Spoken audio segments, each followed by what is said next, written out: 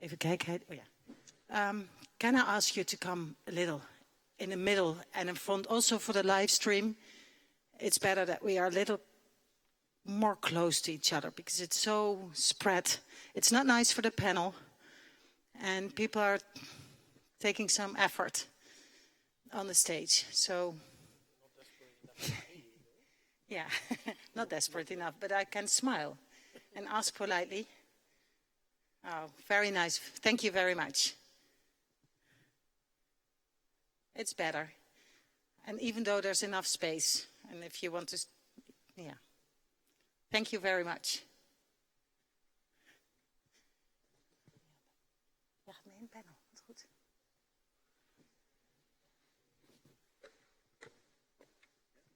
Well, then I invite Chris Buckridge from RIPE NCC and Andrea Beccali. But not yet? Yeah, you come up from, yeah, I can. And you do the, where do you do the moderation? Within the floor? Okay, but you both have a microphone, or do I hand over my mic to someone of you? Okay, well, have fun. Thank you. I think you take a seat here. And, yeah.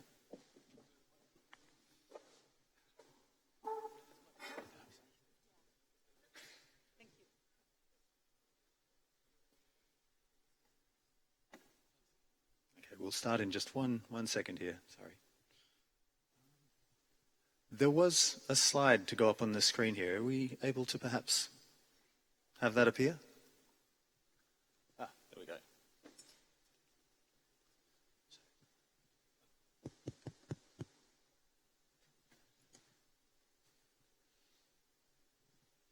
Okay, we'll just let Wolfgang get his microphone and then we can proceed.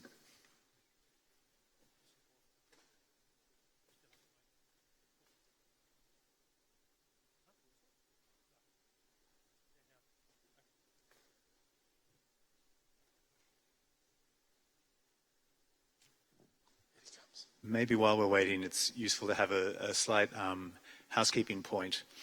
We're a pretty small group here, and I hope we're all a friendly bunch, so you're very welcome to ask questions at the microphone, and I hope we're going to have a really active discussion because we have quite a small panel, and I don't think it's going to be sort of extensive discussion just from the stage.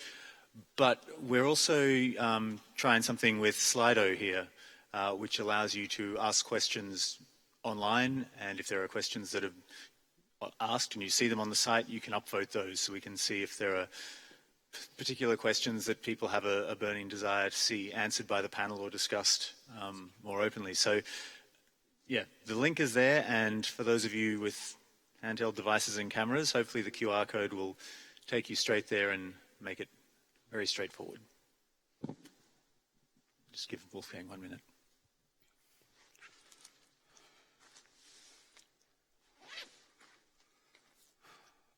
Sorry, no problem. Das ist dein Wasser. Prost. All right. So, thank you all for coming back after lunch. I hope we can keep this interesting and not have the sort of post-lunch slump. My name's Chris Buckridge. I work for the RIPE NCC, which is a regional internet registry based here in Amsterdam, actually. And so very much part of the Dutch internet community, as well as the broader European community. I'm going to be moderating this session today, which is, oh, it's not there. I've lost the title. But it's about the intersection of standards making and policy, and how standards can help address public policy issues and concerns, and whether there is a fit between those different models, different approaches. We're also going to have Andrea Beccali from ICANN here. Hello, good afternoon. As co-moderator, and he'll be sort of roaming the floor, trying to get people to speak a little bit more. So as I say, I hope we have a very active discussion with everyone in the room. This session is following on and building on the session we had prior to lunch. And I think, interestingly, the opening session we had this morning as well. I think really from the opening of this EuroDIG, we've had a strong focus on some of the practical ways that internet governance concerns or issues are being addressed through cooperation, through focus on specific technical practicalities, on standards, among other things. And so that's part of what we want this panel to discuss and to build a little bit on, and to maybe look at where those intersections happen between practical policymaking, or public policymaking, I should say, and the more internet-based approach of standards making. So are those two approaches able to achieve the same goals or mutually beneficial goals? What we'd like to, well, we have 3 panelists.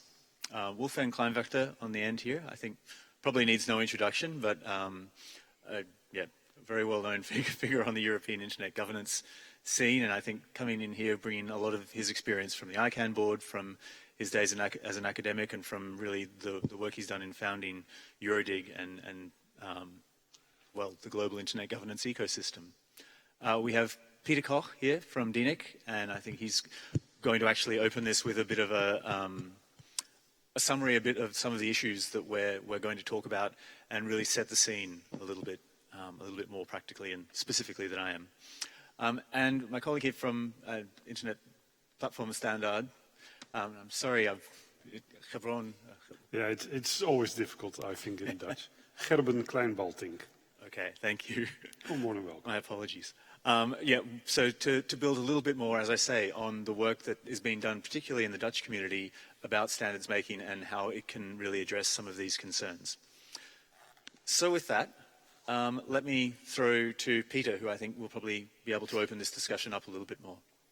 Yeah, thanks, Chris. Thanks for the introduction, and thanks for the opportunity to share a couple of thoughts. In the beginning, the idea is that we have this crisp title for the session, and we want to give a bit of meat to it to explain what we had in mind that we might want to talk about. And as Chris already mentioned, this connects to both the earlier session in the morning and the previous panel, maybe from a slightly different angle in terms of how does technical standards making react to public policy concerns or to public policy tasks or requirements or stakes, I should say, and also how can those technical standards maybe even preempt or prescribe standards, and whether or not that is a good thing and how to address that, as well as the other perspective, that is, we've already heard this morning that there's a lot of technical standards. Many of them are used, otherwise we didn't have an internet, we couldn't interconnect. But there is another set of standards, or not another set, but there's another number of standards where we don't feel we see enough deployment to either address security concerns or otherwise react to the challenges of today's internet. And so let me just throw some words into the audience, and I really try to use words and not acronyms, because we want to make sure that this is not a technical and engineering panel. We are really trying to bridge between where the standards come from and how they get deployed and what that means, and where the connection between the policy and the tech part is. So one thing is that usually we, on the internet, we talk about freedom to innovate, or freedom of innovation, and that of course has multiple levels to it. One is that yes, you can make up your next web shop or your next Facebook and nobody will stop you. On the other hand, of course, you have to convince your own customers or prospective customers. So that's very much on the application, on the business level. However, there's also a very technical perspective or component to this, is that, as you've heard already a couple of times, that in the end, at the end of the day, anything that goes over the internet is chunked up into small packets, and they go their ways, they go different ways back and forth. And there's no technical prescription how such a packet, well, there is a description how the packet should look like, but not what the content is and whether the packet itself is good or bad. So that's the basic idea, that you can innovate on the protocol level, as we would call it, as when there was no web, people were just able to invent the web, the hypertext transfer protocol, and lay the roots for what we see with the web today. And same thing for video streaming and you name it. That's the freedom to innovate. There's also this other concept when we talk in technical circles, we talk about the standards. Standards are recipes or protocols and standards that are communication descriptions. The basic idea is that if two people or two entities talk to each other, they need something like a common language or at least a common protocol, as you know, like we say good morning or good afternoon and back and forth, then we have a conversation and we go there. We've had a list of standards in the morning, and we saw that some have been deployed and others haven't so much. There is no central control on the internet what you have and what you don't have to speak to be part of the internet. Basically, yes, you need the internet protocol, but except from that, anything else is voluntary. That's the voluntary adoption of standards. Whether or not you do encrypted web traffic or you do unencrypted web traffic, well, that's basically the decision of anybody who provides a website. Except that there might be peer pressure to go a certain way. And we've been through that after the Snowden revelations when there was a big move towards encrypted traffic on the internet. That was not by some entity just saying it should happen. It was by a bunch of entities that gave some more carrots than sticks to motivate people to go these ways. Again, the web is kind of a high level, what we call the application level kind of. There are other parts of the internet, and those were standards that were mentioned earlier, like DNSSEC for origin authentication in the DNS. And they obviously are a bit harder to deploy because the further we get, the closer we get to the core of the internet, the more we get to very technical details, and we get to a situation where not one entity can just say, I do this. Because, remember, we need the protocols to interact. So somebody just changing to the next language that is hip these days doesn't make communication any better. So one entity moving to IPv6 and hoping that everybody would follow, that didn't work. There is, again, no central control, and this is a feature, not a bug, that could say by this and that date, we call this flag days, and there has been one single flag day at the very beginning of the internet when the previous network, the ARPANET, was kind of changed technically and we moved to the internet. But since then, we've never had any flag days where any one entity would say, as of tomorrow, we'll only have encrypted websites. As of tomorrow, we'll all have DNSSEC. This is not how it works. It needs collaborative efforts, collaboration and cooperation to deploy, is what we say, to deploy the standards. Deploy means we do have products, there is software, but people actually decide that, yes, we're going to sign our DNS zones, for example, or yes, we want our website, our whole internet traffic be ready for IPv6 so that the next billion can connect to us and we can connect to them. And we also can better connect to the rest, or already the couple of billions that are already there. No central control, voluntary cooperation. The DNSSEC and IPv6 are examples where you can't jump ahead. We've seen other standards like DANE, for example, which again is a combination of those, and no matter what the acronym means, it helps to distribute, or it helps foster encrypted and secured communication on the internet by helping the endpoints to identify themselves by means of domain names. That's a very rough explanation. I hope I didn't hurt anybody's feelings, but that's roughly what it's about. In those cases, it appears that it's easier to go this step because any entity can decide, well, I have an alternative means of identifying myself, and here's what I do. However, in these cases, one entity saying, here is my new identity, that looks nice, and we can measure that, and it's good that this is done, and then compliance is measured, and so on and so forth. But if you have a new passport, and nobody knows how to use it, you will have trouble to cross any borders. So in those cases, there's again two sides that need to cooperate and to deploy these standards in terms of not only the part that publishes information, but the part that also consumes this information needs to be ready for that. Again, one side doing the new internet protocol doesn't help because internet protocols are for multi-party cooperation, communication. So we have these example, then I guess we can dive into these topics a bit deeper. That's the one part of it, and I'll jump to a completely different thing that was also submitted, and we should not forget that we have compiled this panel out of a couple of submissions, of course. The other part is that sometimes, of course, engineers are very objective and always only focusing on the technical side and never ever susceptible to policy influence. And therefore, everything in these technical standards is fine.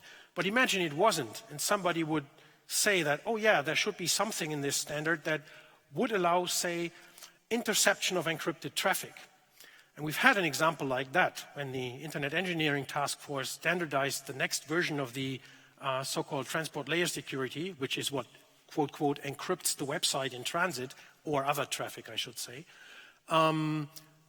They were strengthening the description of the protocol in a way that it would make it hard to impossible to intercept the traffic in feasible ways. There was a big discussion going on because there were entities that had a stake in being able to intercept this traffic. That's not only law enforcement, but also people who claim that for compliance reasons, for example, we need to be able to look at at traffic that is crossing our enterprise perimeter. In the end, the side that was in favor of the strongest encryption prevailed. However, voluntary adoption of standards, and there are other standards organizations. In this case, it's, for example, the European Telecommunication Standards Institute had been working in parallel a bit on an addition, I think that was called, to the protocol, and they called it enhanced protocol in that way. And guess what? That included this on-the-fly opening of the encrypted traffic by certain means, and we're not going into the technical details. So what happened here, one standards developing organization is going one way, and another is piggybacking something on it, and we could say weakening, we could say enhancing the standard, so now we have different standards to choose from. And the fact that ETSI is a European organization, European standards, quote, quote, get some preferential treatment in some circles makes this decision and makes this scenario very, very interesting. So that's a mix of policy where the standard kind of gives a policy decision you can or you cannot by intercept traffic while adhering to the same standard. And I guess we can leave it with that and have some fodder unless my co-panelists want to add anything. Thank you. Thanks, Peter. I actually thought maybe it would be useful to go to Gerben next. And as I noted, and I'm sure some saw you speak this morning, but maybe it would be good to sort of reiterate some of the introduction you gave of the platform for standards that the Dutch community has pulled together, because I think it is really interesting. I think Peter's laid out a lot of the reasons why standards are important and why standards development happens the way it does and has to be sort of a certain approach and open and incorporating those different iterations and perspectives. But it's interesting to me that the Dutch community has put so much importance on the development and adoption of standards to the extent that it has this multi-stakeholder kind of platform which brings people together to discuss that. So maybe, you sure. Perspective. Yeah. What I tried to explain this morning is that we selected a few standards that we thought very important for the future of the internet to stay open, free and secure.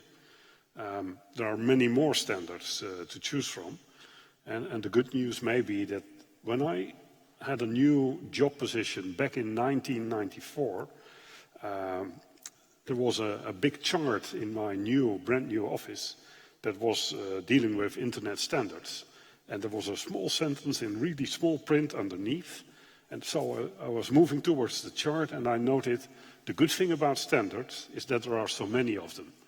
So the work of standardization bodies will never end. It's a never-ending story in itself, sometimes because we want to improve things or repair things, piggyback on existing possibilities to make something else possible. But basically, standards are there to make our life easier as a basic thinking.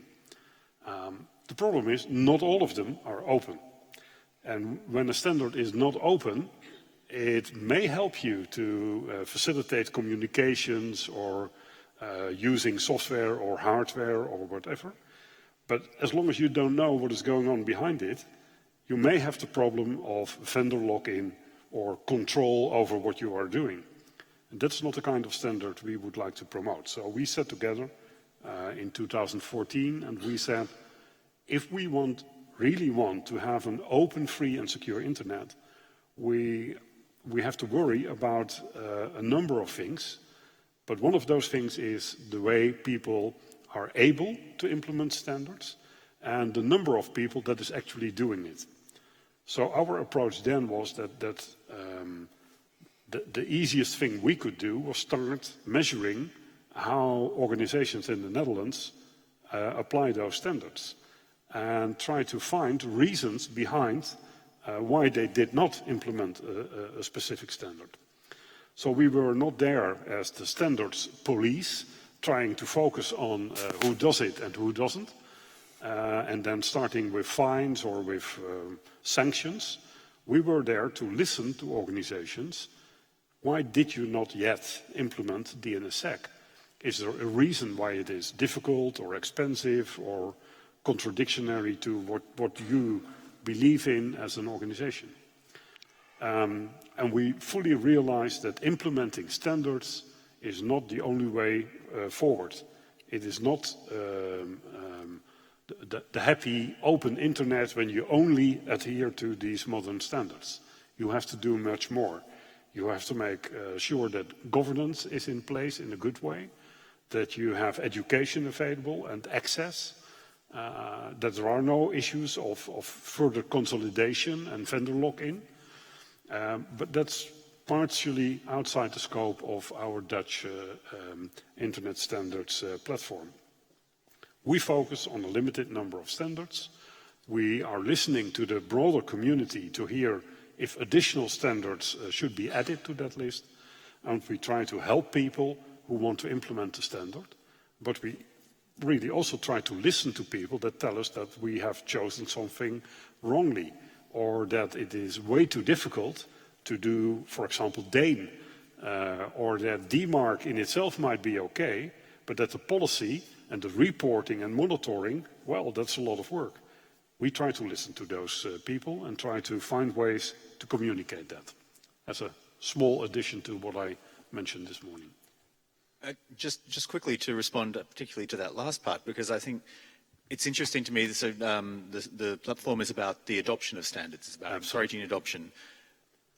Obviously, there's also the development of standards is another process. And I presume there is a sort of an iterative process that goes on, as you say, getting feedback on why maybe certain standards haven't been adopted. Is there a way that the platform, or is there an approach the platform has to sort of feeding that feedback into the development process to maybe sort of, or is that something that's beyond, as you say, the scope of what you're trying to do? It's a bit beyond the scope, but we try to communicate through our members towards ICANN and IETF to make sure that there is input from our community to them. But that is a process in which people participate not on behalf of the platform, but on behalf of their own organization already. Either be it, for example, RIPE NCC itself, or ISOC, or SIDN as members of the platform. They have their own gremia where they participate in the standards development. So we listen closely. Sometimes we give a hint, but we are not the party that does the development work behind standards. Thank you. I'm going to throw to Wolfgang maybe for some initial thoughts. I would certainly encourage people after Wolfgang. There's a couple of questions have already come in on Slido, and I'd certainly like to see people coming to the microphone. So if you have questions prepared and ready to go, please come to the microphones. But Wolfgang, I think sort of, do you have sort of perspectives on this? I mean, obviously having worked in this field and certainly where that sort of intersection of standards and public policy, yeah. What's your take on this? Yes, you know, I want to broaden a little bit the perspective because the internet, as we know, is a layered system, and you have on each layer you have policies and call it standards, codes, law, or whatsoever. And it's not only the intersection between policy and standards on one layer, it's also the intersection among the various layers.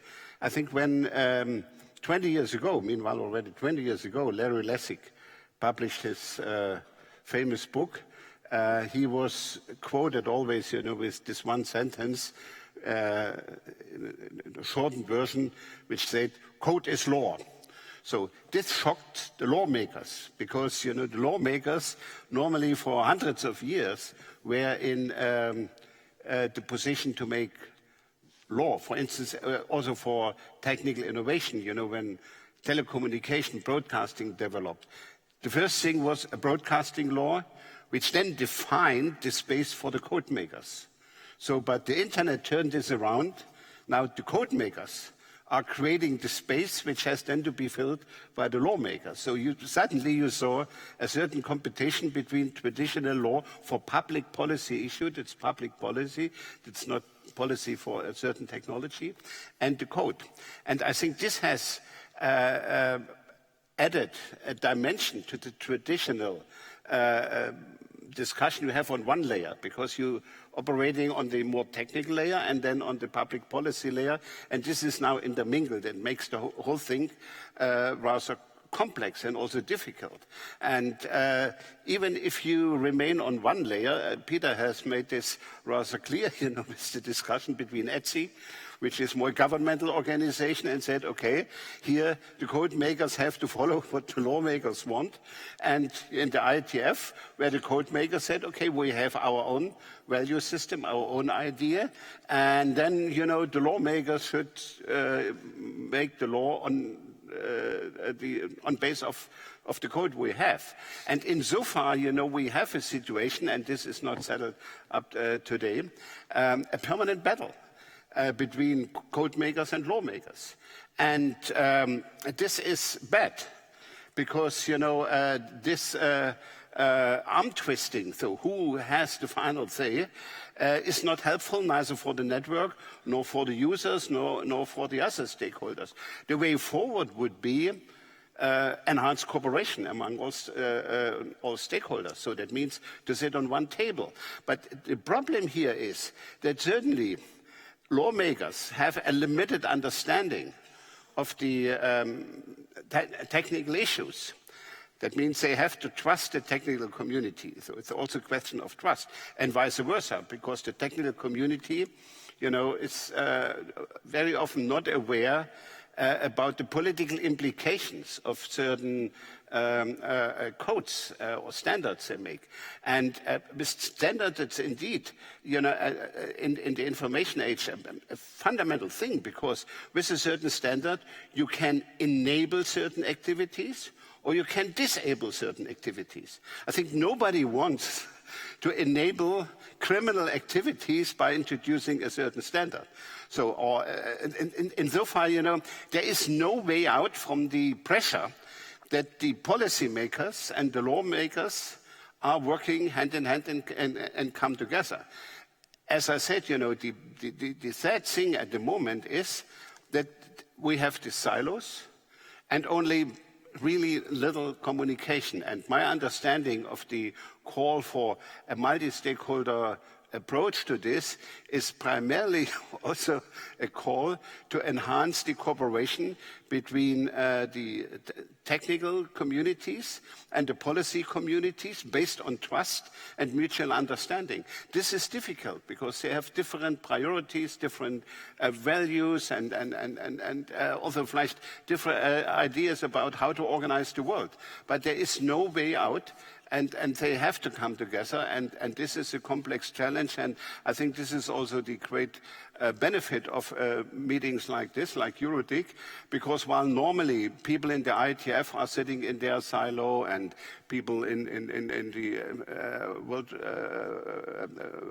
World Wide Web Consortium, they have their silos, but EuroDIG really pulls people out of their silos and brings them in a dialogue. And dialogue starts that you listen to the arguments of others and try to understand, and not try to impose your position to the other side.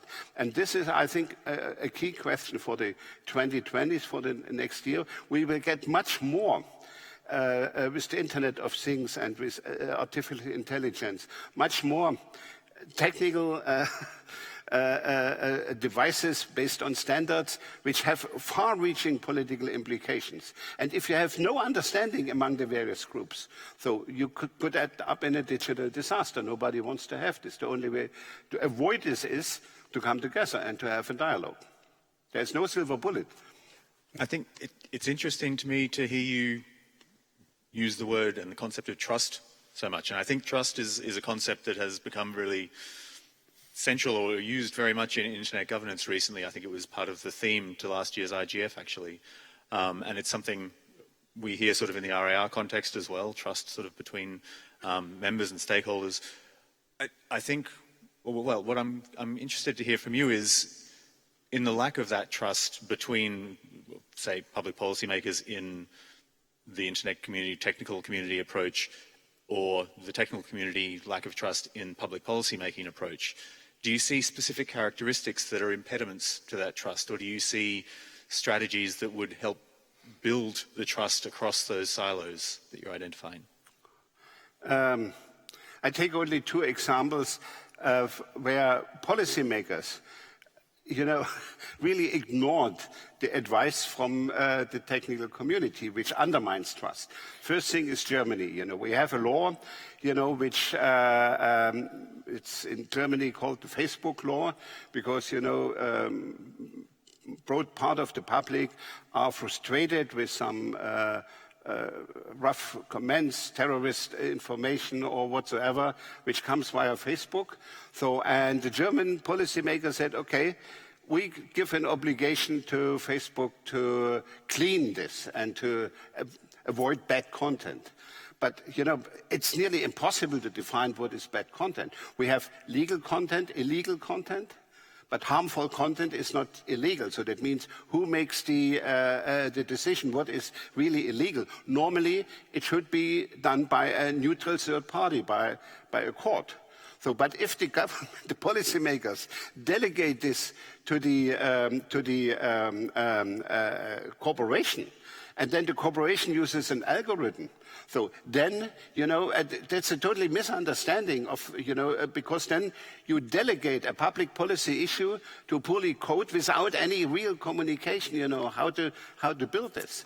Or take the other legislation, which is also confusing and probably partly harmful. This is the Russian legislation about, to get the sovereign Russian internet. So, say, ruling now, say, okay, we have to be safe against foreign attacks which come to Russia. But the consequences is that the four Anycast root servers, which are based in Russia, now have a conflict because they follow the rules which are set by the root server system advisory committee. There is a document with 13 principles which includes neutrality and impartiality for the functioning of a root server. So if now the Russian legislation says to the root server, to the Russian root server operating on Russian territory, Russia first, so then what you can do. So this creates mistrust. So that means these two examples, the German example, the Russian example, say, there is a lack of communication among code makers and policymakers. And this creates mistrust. That means if you want to come back to a certain trust, you have to promote a dialogue. And if there are sensitive issues, probably then you have a reduced transparency and you can have confidential communication. But I think every technical person will understand there are some areas which are so delicate that it should not be negotiated everything in the public. But if the principle is transparency and dialogue, then you can organize the pressure in both directions, so that the policymakers are not so ignorant with regard to the codes, and the code makers are more sensitive, because there are bad things in the internet, and you cannot allow that, code promotes the criminal activities or other activities. So insofar you have to work hand in hand, but we have still a long way to go until we have reached this trust within a country and on the global level. I'm not sure who has the control of the slide here. Would it be possible for us to get back up the slide that has the Slido URL and QR code, just while I'm speaking? And please, if there are people who have questions, we really would like to sort of throw this open to the floor and to hear questions or comments, perspectives from anyone in the room. Tanya, I'll let you have the mic. Hello. Tatiana Tropina, Max Planck Institute, Germany.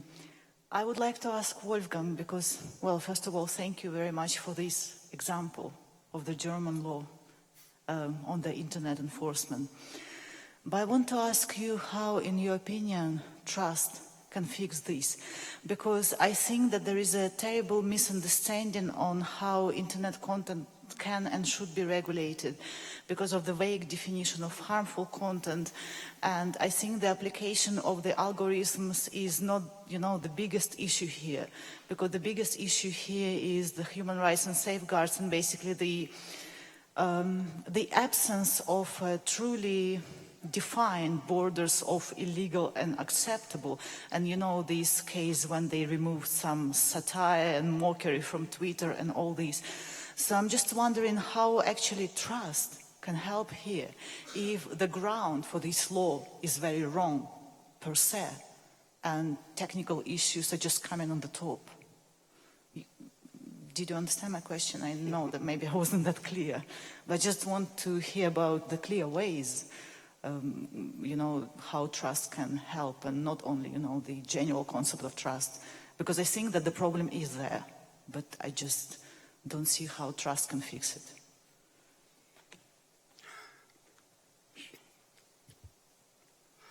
I think any content-related discussion is slippery territory. And there will be never a solution where I can say, this is plus and this is minus. Content depends from context. So, and one statement could be, in a certain context, could be seen as acceptable, and in another context as unacceptable. My favorite example, which I use in my lectures, was the conflict between the New York Times and President Nixon when Daniel Ellsberg brought the Pentagon Papers to the New York Times, and the New York Times said, okay, it's our right, the people has a right to know about the lies of a government, and we have to publish the Pentagon Papers. And the President Nixon, President of the United States, said, we are on war, this is a security issue, and, security justifies the limitation of freedom of the press. So, and the whole case, both had their good arguments. So, and the case went to the Supreme Court of the United States, and they decided 5-4 in favor of the New York Times. So, you can manage such complicated political issues only case by case. And you need an independent third party. You cannot leave this in the hand of the New York Times or in the hand of the President of the United States of America. So, and this is complicated. With thousands and millions of cases, this gets extremely complicated. But to hand it over to an algorithm and say, do the job for us, is complicated. On the other hand, if I look into options which could help, the first thing is, what I have in mind is the UDRP under ICANN. We have hundreds, thousands of conflicts on domain names, and, with a decentralized, innovative procedure, 90% of the conflicts on domain names can be settled. That means if we have content-related issues, 90% of these content-related issues are really solvable in an easy way, because the context makes it very clear if you have an independent panel and they can say yes or no. So, but the remaining 5% or so then should go to a neutral third party, to a formal court, and not remain in the hand neither in the government, as it is in China, or in a private corporation, as it is in the Facebook law. I don't know whether this satisfies you, Tanya, but this question has no answer. Yeah, Tatiana Tropina again. Actually, yes. I got your answer. I got how trust will play here.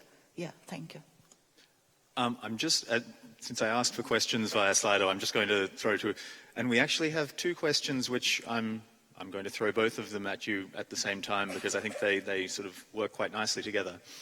The first one, which came in quite early, and there's anonymous sender here, but is what technical standards could benefit from more attention through public policy, and in what way? Then there's another question that's come in just more recently from Max Sengers from Google, saying, do you think an open standard on digital identity and social networking is viable and worth pursuing? So I think that, well, the first one is a bit more open-ended, and other examples maybe that we can think about. The second one brings it back to something which is obviously quite a pressing public policy interest and concern, and do you see this as a space maybe where a standard might be usefully pursued? So I'm happy to throw it open to whoever has a ready answer. Well, on the second question, we had, I think the platform meeting before last, we had digital identity as a broad topic on the agenda. And we tried to listen to experts from different universities and with different backgrounds to see how we could work on something that would make it easier for all of us to gain, again, trust on identity, either of an individual or an organization, be it commercial or government, so that you can have sender ID or who is actually claiming to be somebody on social media. And that was a very interesting discussion, but not yet at the point of making any decision on a specific standard. We have heard great research ideas that are there, and they are even available as demo or even as real code. So there are different ways to deal with digital identities that might actually help us forward, but we have not yet decided on what way we should try to promote that. But I firmly believe in avoiding fake news issues and a lot of that kind of stuff. If you have a transparent way of identifying, but always there should be a way to have the anonymous message as well. Not by accident, perhaps, that the first question was anonymous, because sometimes you don't want to reveal your identity to just anyone. And there can be a good reason for that. Yeah, maybe let me add a bit to that, because the second question actually reveals one of the difficulties that we are facing, because there is at least one, there are multiple open standards for digital identity, and there's probably a champion as well. However, most of the interesting questions are not technical standards questions. Most of the interesting questions are the policies in how the identity is, say, verified, what the requirements are for being anonymous, pseudonymous, or having a real identity, what the trust in the, or like the assertion is the term, of the identity is, and so on and so forth. So technical standards is one thing, and of course they should be, they should enable certain policies without necessarily prescribing them in a way, which means that there needs to be a cooperation and kind of an agreement. And sometimes the silos, these silos are a bit difficult, because people try to develop these standards, whatever, not picking on any organization in particular, by second guessing requirements, or by not foreseeing the tremendous success that a standard might have, which means that it gets used out of its primary purpose. That's the usual thing when we engineers say this hasn't been designed for that. Like the domain name system has never been designed to be universal, user-facing string system with languages and so on and so forth. That doesn't mean we shouldn't use it like that today, but it would explain, not excuse, many of these things. And let me maybe also go back to the anonymous question. So of course, attention is kind of a difficult word that scares me a bit. But attention signals interest. And the important thing is that before trying to regulate, it is important to understand not only a particular standard and what people think it does, but also the ecosystem in which the standard is going to be adopted or deployed. And let me make that subtle distinction here, because you mentioned the adoption of standards, which is kind of a decision of a certain entity, like your organization tonight saying, yeah, we're going to do IPv6, which you don't because you already have. But that's the one thing. Deployment is the overall perspective on this. How do we see this on the internet? So that is something that policymakers should have an eye on, and then engage into a discussion what can or cannot be achieved by saying, motivating the adoption of a standard or by suggesting certain steps. There's a bad example for in regulation. We had mentioned DNSSEC already. So the worst thing one can do is make this a compliance dance and then say, well, by this and that date, everybody under our jurisdiction has to sign their DNSSEC domains, and people can do that. And there's a favorite example, which I'm not quoting in verbatim now. So what happens is everybody calls in their consultants, they set this stuff up, it looks like okay, check, done, and then nobody uses this for a while until some people start using it, and then they find out that these deployments or these adoptions of standards have some technical flaws or issues on the operational side, and then, quote, quote, the internet breaks for a part of the population. And it's hard to fix this, and of course, once you have these incidents, the whole standard gets a bad reputation because it, quote, quote, allegedly breaks the internet. So that is the extreme care and good motives don't make, and good motivation don't necessarily make good regulation. Yeah, that's... Okay, thank you. Kuo-wei, you've been patiently waiting. Thank you. I'll let you. Okay. Actually, I'm interested in the many topics you're talking about, but I try to focus on a single one. Particularly is a work on talking about the code maker and the lawmaker. It's kind of interesting for me from Asia, from Taiwan, to listen to the talk in the European. You're talking about the code maker and try to make an interface or dialogue between the code maker and the lawmaker. What I really think about that is, even the code maker and the lawmaker doesn't coordinate well. Maybe you're thinking about that. But at least in the European, you have independent judicial systems. You really need to worry about is the code maker and lawmaker is the same one. They were really the evil one. They were really a trouble. And that actually is already happened. We knew that. So I think when you're talking about the code maker and the lawmaker, a difference, and try to find a dialogue, I think that's good.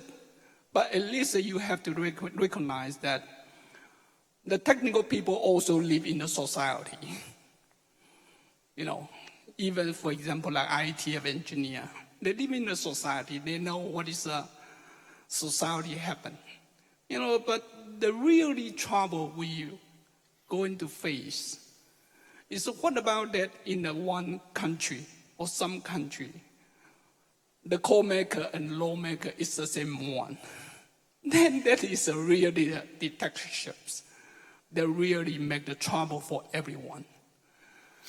Not only for their people, for their country, actually it is serious damage to the whole world, to the whole internet in the world. Thank you. I think, if I've understood your point, Kuo-wei, it is quite an interesting point to me about that tension between the different silos, between the different stakeholder groups actually being a healthy part of the system, Yeah, not something to that's be my point. Yeah, not something to be I think the erased. code maker and lawmaker, although they are it's different, but they might have a different view. Right. And even like Germany, you say the Wolfgang mentioned about that. At least you still have independent judicial systems. Once you go to that court, the judge will make a reasonable, the final judgment or whatever. And also, the engineer in the IETF or any standard, they are not close the door, they actually open the door, and they also live in their society. They listen to the different, they might have a different point of view of the policy maker. But I really worry about is not the one. I think the really worry me is this code maker and lawmaker is the same person. That is really trouble one. I think it's a good point, and I thank you very much. The only, you know, we're moving from one problem to the next problem to the next problem. It's a never-ending story. But, you know, one reaction to this is we have to strengthen our accountability mechanism. Sure. So that means if the lawmaker and the code maker is one, and he makes a decision or she makes a decision, then we have to have reconsideration policies, we have accountability mechanism and things like that, all which was discussed in ICANN when we leave ICANN alone. Then we have to have mechanisms to keep ICANN, the ICANN board, accountable. And I think this is, if more and more code and lawmakers become united, then you have to strengthen the environment for accountability mechanisms. Yeah, if based on the basic, idea, when the lawmaker and code maker is the same one, there's a disaster anyway. Okay, I think it's theory, but I'm an academic person and I have a right to speak about theory. I might throw to our next person on the microphone. You've been very patient. Thank you for waiting.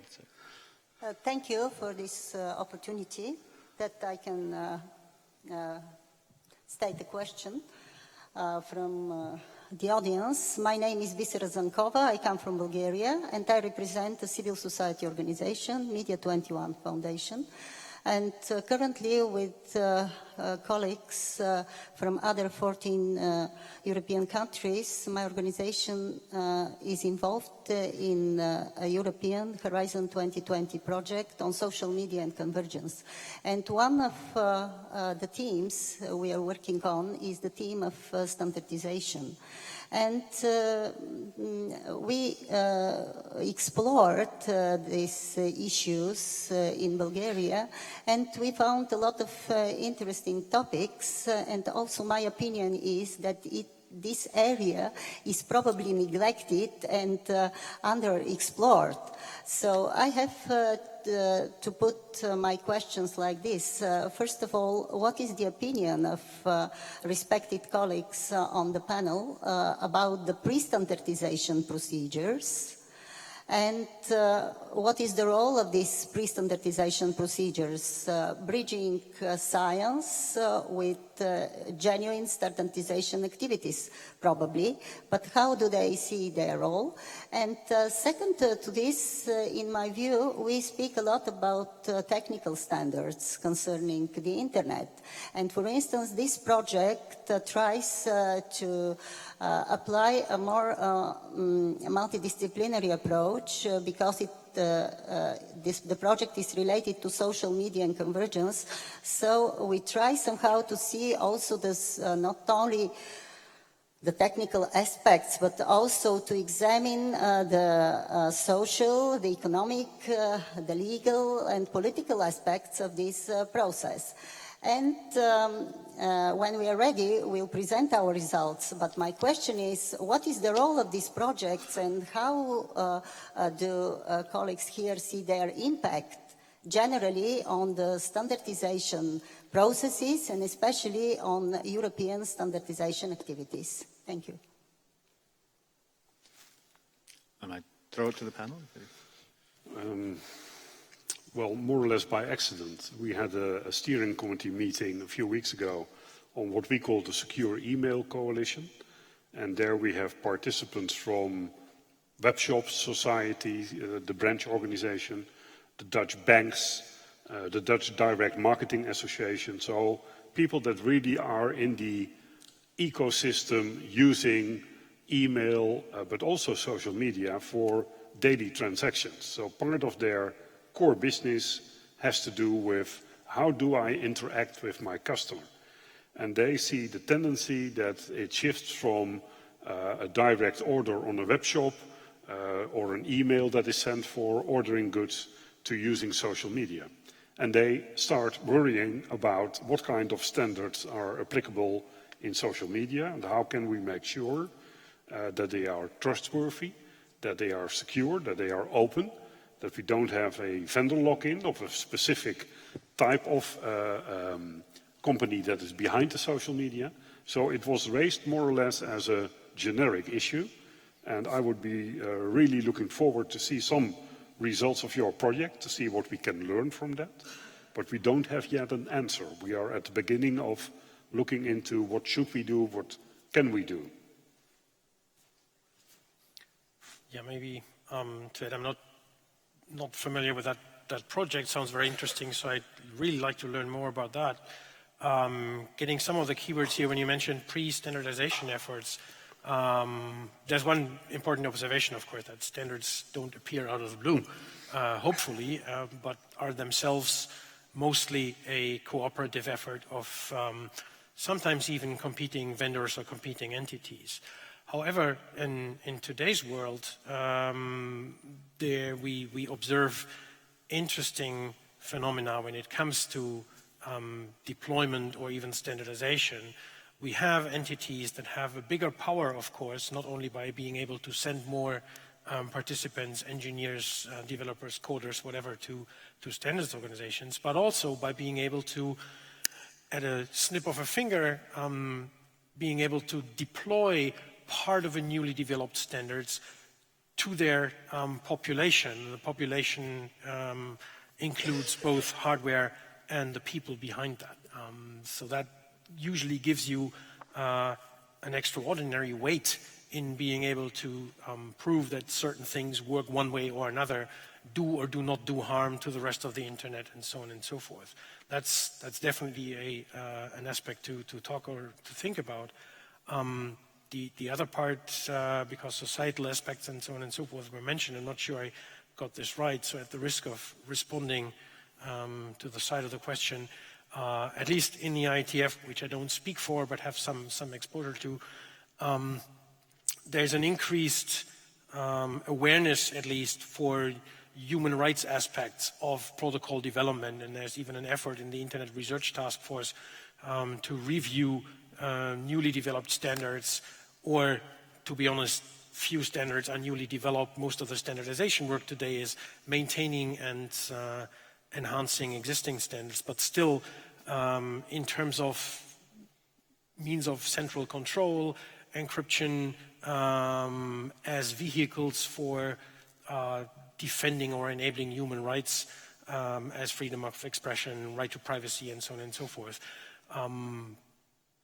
This involves experts of those fields that what I'm trying to say is that is already approached in an interdisciplinary way by engineers talking to privacy experts or other human rights experts. But of course that needs the same kind of, needs kind of the same level of difficulty that was one of the initial questions about the trust. And trust apparently has two enemies there, so we can maybe get the bridge over to that other topic as well. The enemies of the trust are different languages that different communities speak, and that makes it hard to communicate to each other. And of course, the complexity of the topic. Not only the technical complexity, but also the complexity of the policy-making environment, and also the complexity that is behind, say, preserving human rights and the whole, well, the real life in that case. And that definitely is complicated. If that didn't answer the question, I'd really like to continue that offline. I was wondering if someone would bring up the work that's going on in the IRTF. I know Niels Tenhoever is on site somewhere, but perhaps not in this session. But as an interesting example of trying to maybe modify technical community processes to be a bit more accommodating of public policy concerns or public interest concerns. So that's an interesting example. We, I think, have a question or a comment through our traditional remote participation. We do have. Thank you, Chris. So we do have a question from Amali De Silva. And what is the role of best practice standards versus laws? Each country's legal system will interpret and deliver differently.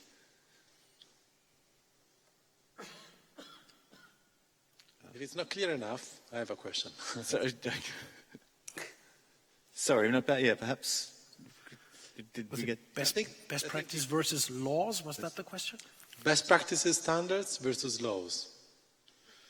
Probably she's aiming at standards coming from use, from adoption. And I think that's what the sense of best practice versus standards within laws. But this is my interpretation.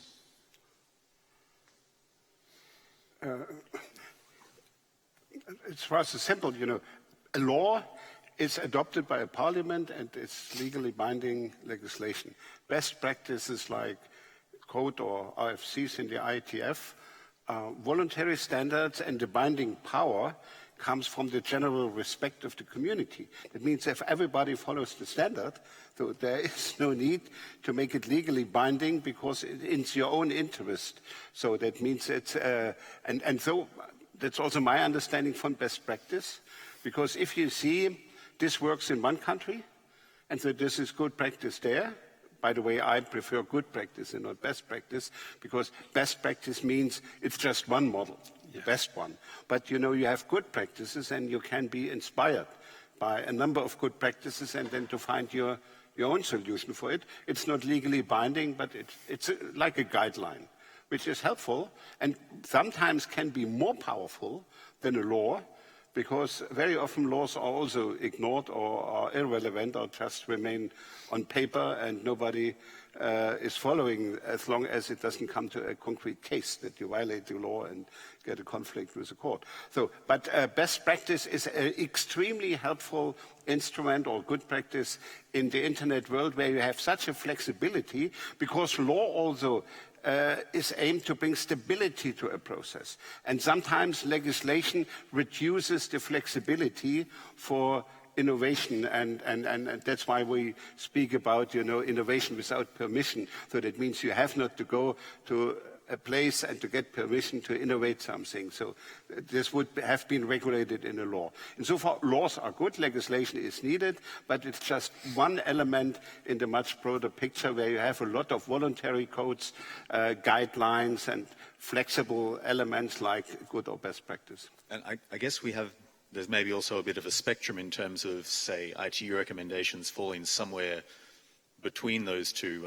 Often incorporated into national legislation, but coming from maybe a slightly more technical development process. But yeah, sorry, Peter, you wanted to... Yeah, I was going to add that first of all, best practices or good practices, we can argue about that, but our practices, which is that obviously things that people already do, and to that extent they work, and being qualified as best practices, they should work well. And they can be changed, and they do change over time, actually, because often it's called best current practice. At least that's the trade name that the IETF uses, and these are, again, changed over time. And maybe quicker than what at least I, as a non-lawyer, would expect from laws, that should not try to follow every trend too quickly, but should be a bit broader in perspective or more abstract in viewing at a particular scenario, or not even at a particular scenario. So one cannot be a replacement of the other. It's like you have traffic rules, you have them encoded in law or in regulation, and then the practice is that hopefully most people follow those, and then there are these tiny tricks where people do things that don't violate the law, but that are not encoded there, but that are just good practice, as in maybe waive your right to go or something like that. But different angles, actually. Okay. Maybe Kuo-wei. Yeah, actually there is a very good example for the best practice of the internet standard, the TCP/IP. Thinking about it, it's less than 30 years, almost everybody on the world already get on the internet. I think there's a best practice. But actually, I have another question. Is just a few minutes ago, when you were talking about the DNSSEC, my personal opinion that is my personal view.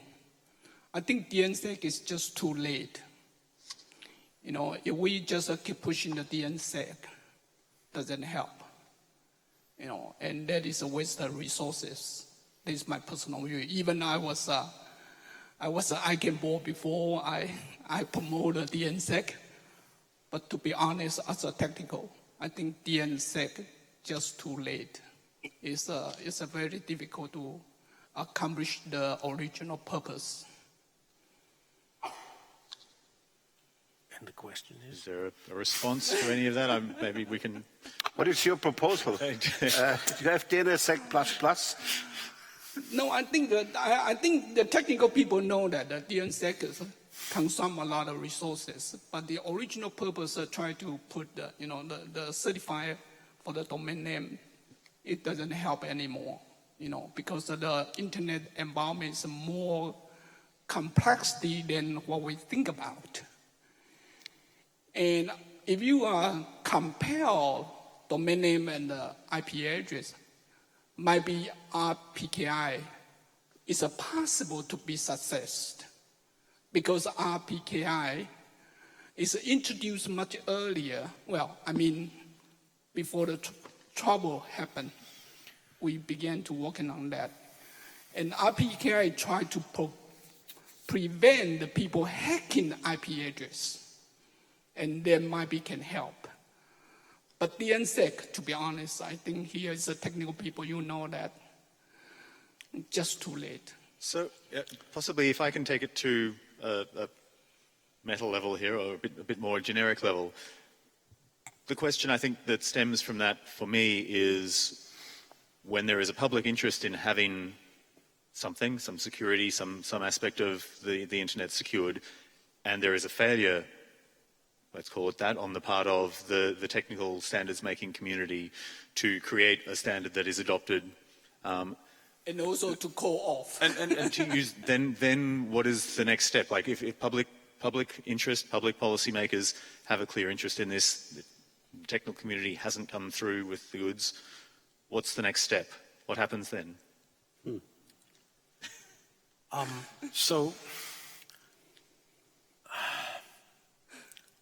Yeah, tough question, and I'm still struggling how to get out of that. I would agree that the DNSSEC still has deployment problems at a large scale. I'd also think that we, as the technical community, the internet community at large, and however you phrase that, hasn't done the best job in explaining the necessity, because we've for too long have been trying to explain that this is making websites even more secure and so on and so forth. Whereas the benefit of this is that it helps make the DNS and I need to explain what I say now in an additional sentence, so bear with me, make it a fully reliable building block in the internet architecture. And when I say make it so, it doesn't mean that the DNS isn't reliable today, but one of the issues it has in the DNSSEC addresses is that the authenticity isn't in there. That doesn't necessarily mean that there's a practical problem today. We do have lots of labs experiments where you can exploit the vulnerabilities, but on the practical side, talking about best practices, many of these have been addressed. New ones come up, but this is all kludges, Band-Aid on Band-Aid on Band-Aid. DNSSEC would be the best engineering way that we could come up with to address the problem at the very technical core, at the root. Not the root of the domain name system, the root of the problem, I should say. However, again, we've been relying on the market making this happen. And obviously, there's no market for this. Yep. DNSSEC is not a product. Yep. And this is the core question. So we do have standards where we know they should be deployed. Same holds for V6. The pressure is bigger because no V4 anymore, except on the gray market and whatever market next time. The pain isn't felt enough with DNSSEC. So if we just rely on, people will get interested in this by the next incident and so on and so forth. No, websites are secure, we have this, we have that. That's not the part. It's a very, very subtle or esoteric, you may say, piece of the internet architecture that is far, far away from websites, but which is important to make it possible to rely on the DNS for other things, like DANE that you mentioned. And DANE is a building block that helps you make email more secure. So we have, and that's, I'm sorry, that's the computer science education, we have a lot of indirections here, and that goes back down. Now, I can't explain or I can't sell this to you. You need to have DNSSEC because it helps you make DANE, whatever that is, yep. And that makes, but that part, the final part should be obvious. Email, making email more secure, making it more reliable, helping people to encrypt email in transport at least. These are achievements. Now you learned, by the way, that I'm not a marketing person, but this is something that we need to further explain and to get it let me go get disseminated. Make it easier. Thank you. Okay.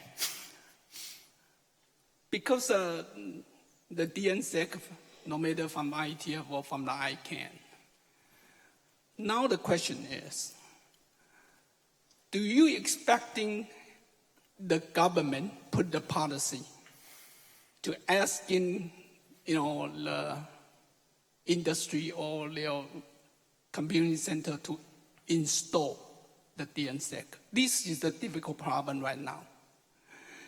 Because many governments around the world, because ICANN, IETF keep say DNSSEC would be make the security better, the domain name is more secure. You will continue here, the government policy maker continue ask, at least to me, should we enforce the DNSSEC implement to every machine? To be honest, I cannot answer, say yes. Even I came from the technical, I come from the ICANN board. I know this is just too late from my point of view. That timeline is gone. And just like you say, DNSSEC, no business model to make it survive. There's a problem. So make the question easier. Are you here to tell all the government policymakers they should enforce the DNSSEC, or you still have a question about it? Can I? Sure, please. You raise a very valid question. We are lacking interest in general to implement security or things that protect us in general when it's really necessary. We do it often afterwards. If you look at safety belts in car, we have been using cars for many years before the first safety belts were there. And still today, in the Netherlands, where it's obligatory, and I think throughout Europe, you will see a few people not using their safety belt in the car. But they are a real exception, a real exception. Has it taken too long? I think it has taken a very long time. The big campaign in the Netherlands started in 1974, and you still will see signs in the streets and around the highway asking people in their car to use their safety belt. So implementing standards does not come by me asking the Dutch people to do it and then watching at my watch a few days later it will be there. Not going to happen. That's not disbelief in my capabilities, but that's reality. What we do see is that Dutch government does require, and I'm not speaking on behalf of Dutch government, but I can explain it, they do require DNSSEC in every new solution they ask for. So the Dutch government says, whatever you deliver to us, make sure that DNSSEC is in place. We now see a movement in Europe where governments are talking together on secure email in what is called MESSEU, a new initiative, where they say, well, we should sit together and have our governments together ask the main suppliers to implement DNSSEC. And at a very small level in our Dutch Internet Standards platform, we have invited the big five, and then often their Dutch or Benelux representative comes. They join us, they listen to us, and they can actually tell us that they are working on making sure that in those big, you can understand what I'm not going to name any brands, but the big ones are really willing to implement it within the next few 6 to 9 months. If they are doing that, then a lot of end users will have the benefit. If everybody would now start doing DNSSEC on their own, I completely agree that is a lost case. But I still have the belief that it is a solution we can use within the scope of the next 1, 2, 3 years. It's not the end solution. And if we think about how that could be done differently, we might be talking about a complete new vision on internet architecture, on what do we want to achieve with the internet. And for us, it's simple. We just want an open, free, and secure internet. And we need some standards, and they may not be the silver bullet or the magic solution to all our issues. They at least will raise the level of security and the level of awareness, and therefore protect many users in visiting domains or sending, receiving email. That's the reason I still support it. Okay. We're powering towards the end of the session here, so if I can cut off the panel, and we have one last questioner who's been very patiently waiting as well, so let you ask your. Hi, thank you very much. I'm Verena from Austria. You go afterwards? Sorry. 2 questions, big picture questions for Wolfgang Kleinwächter. Coming back to your beginning where you said we need to bring the technical and the policy conversations together in a more systematic manner.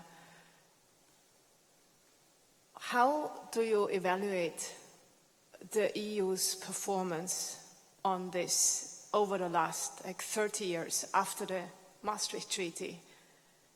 And how do you project the EU's way forward on this? In other words, can or should this conversation be brought under the roof of one single institution, or would this be a folly idea to begin with? And my second question is, can the internet governance community learn anything from the climate transition community in bringing these 2 worlds together, the technical and the policy worlds? Good question, and it's always difficult to give marks to the policy of the European Union, whether it's A, a B, or a C. So I think the European Union made progress. If I compare the European Union internet policy in the 1990s, there was nothing. And they have evolved. They have a number of good commissioners. Mr. Likan was a good commissioner. Sometimes they came with proposals, the commissioners, like, I don't know whether somebody remembers the 10+1 proposals, an intergovernmental council, with ICANN as a non-state actor in the council. So that means very often the commissioners had ideas which were rather unrealistic. But from the speech Madame Gabriel gave this morning, I feel encouraged that there is more and more, and a new generation, also probably women, now understand the issues much better than the old politicians in Brussels. And it will be up to the new commission, so we will have in a couple of months new commissioners to take the next step. So sometimes if you discuss with people from Brussels, they understand multi-stakeholder as a multi-party negotiations between the Parliament, the Council and the Commission. So what this is not the multi-stakeholder approach. That means the really open consultations with all stakeholders from the private sector is a little bit underdeveloped in the EU. They prefer to talk to the lobby organizations from the private sector, and that's it. They listen sometimes to civil society protests in the street, if I see the debates about the copyright reform, but that at the end of the day, this is ignored, and this is top down. So that means let's wait and see what the new commission will do. But personally, I think that climate change and instability in cyberspace, these are two big threats for humanity. They are different. You cannot compare. Climate change is different than instability in cyberspace. But, you know, if the young generation, Friday for Future, is arguing, this is our future, climate change, and if you ignore this, then we will have no future. So I can imagine rather soon that young people will be in the street and say, you know, this is our future, cyberspace is our future. If you are unable to create a stable cyberspace which offers freedom and security and openness. So insofar, yes, the teenagers of today can learn something from the Friday for Future developments if they look into policy making for the internet in the next 20 years. So, and let's wait and see. But again, you know, let's wait and see what the new commission will say. But my impression is that the commissioner for the information society has to be a vice president of the commission or something like that. So this on a high post, and it's not a job which you can do with the left hand. So this is crucial for the future of the European Commission, in particular because Europe risks to become sandwiched between the Americans and the Chinese. So that means 2020s will be a technology war between China and the US, and the Europeans either watch or become sandwiched or push for the rule of law. And insofar, it was good to hear from Madame Gabriel that they said, okay, what we Europeans can bring to the global debate is the rule of law, and that would be a good contribution. Okay, thank you. We have 6 minutes left, according to my Apple device here. We've had Cedric, during the session, pulling together some brief messages which kind of attempt to summarize or capture some of the spirit of the discussion in quite a brief way. They're on the screen here. We'll leave them there and we'll post them to I think the wiki page. So people, if they have any comments on them or think there's something missing or something that should be tweaked, can certainly make those comments via that. But yeah, I think we'll leave those there and leave them on the screen. And I would sort of ask if the three speakers here have any sort of final closing comments briefly. Maybe Gerber, do you want to? The only thing I can repeat is let's make sure together that we keep the internet open, free and secure, and do our very best to achieve that. And that will not be an easy thing to do, but it should be our mission. Peter? Yeah, what you said, and maybe trying to respond to one of the final questions there. It is clear that the well-intended interference of regulation with the standards can have unintended side effects on the stability of the network. At the same time, that does not imply that technical standards of the internet itself is outside any regulation for forever and all. So there needs to be a dialogue in that direction, or on that topic as well. And we are here to continue that. Sure. And Wolfgang, the final word for you. More dialogue. Dialogue, dialogue, dialogue. I agree. Yeah. Ironically enough, we're going to cease the dialogue now for at least this session. So, yeah, thank you to all three speakers. Thank you to our message taker and our remote moderator here. And thank you all for joining and for taking up the invitation to join in the discussion. It's been a pleasure, and I think it's been a very interesting session. So thank you all. Thank you, Chris. Thank you. All right.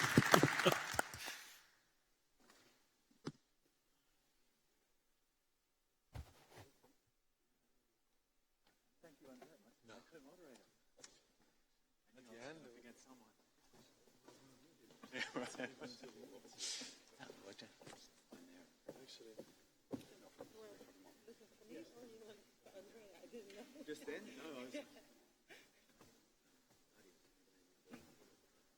I was like, I don't know. Super, thank you. I have a small present in the Hague from Amsterdam for you. Thank you very much. Yeah, it's a little heavy. Thank you. Yeah, you can give. Ja. En misschien zelf in de wc in de kamer. Nee, iemand zei toevallig.